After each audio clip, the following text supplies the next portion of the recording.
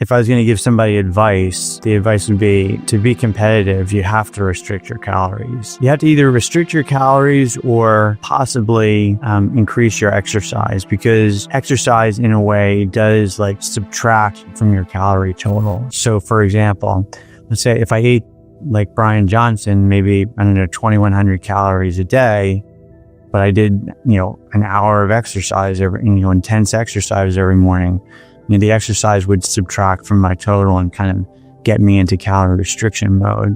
Or you could just restrict your calories, right? And do moderate exercise. And so, that's what I do. Like, generally my routine is around 1,800 calories a day. A lot of other things I would add, but I think that's the most important aspect. I believe Simland talked about that the most correlating factor to these epigenetic aging clocks is inflammation levels. Yeah. And that fits into the calorie restriction stuff as well. Yeah. Although, I don't know, so you look pretty small, 1,900 calories a day. I'm losing weight if I eat 3,500 calories, right? Yeah. Do you drink coffee? Oh, yeah, I do. Yeah, that's going to kind of amp up your usage of calories, right? Yeah, 5%, I believe. That's the number. If you drink 8 coffee a day, then you get 5% energy expenditure there, which is not nothing. Well, again, this is all kind of my take, and I wouldn't disagree with Sim Lang, because he's a kind of a rock star. I mean, he's does an amazing job, and his videos are fantastic, and he looks fantastic, right?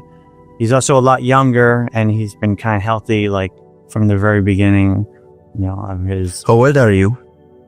I'm 56, and he might still be in his 20s, right? So he does have a lot of advantages in doing this. I mean, he's a very smart guy, and he knew right from the beginning what to do for longevity. But for me, calorie restriction is very important.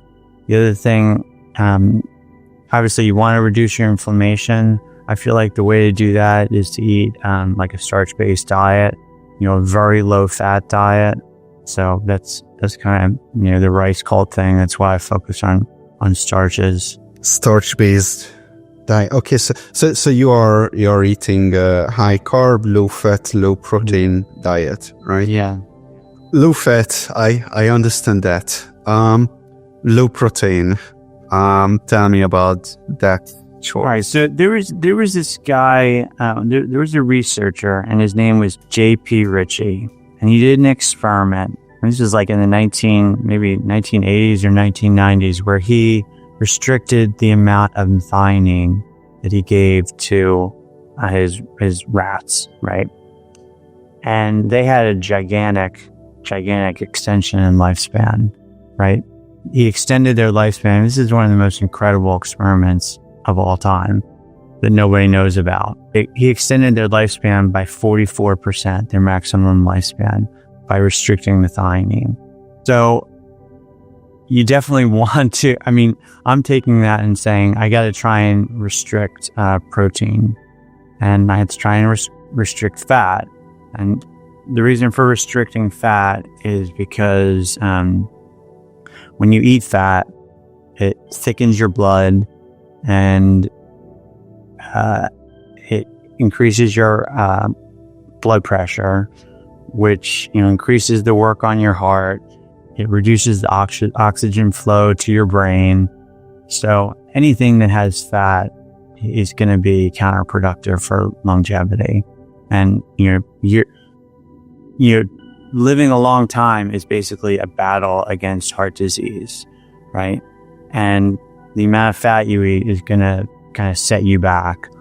And this is an area where I personally differ with Brian Johnson, because his diet is, he has a lot of fat in his diet. And I think I've seen his numbers for his blood pressure. His blood pressure seems a little bit higher than optimal.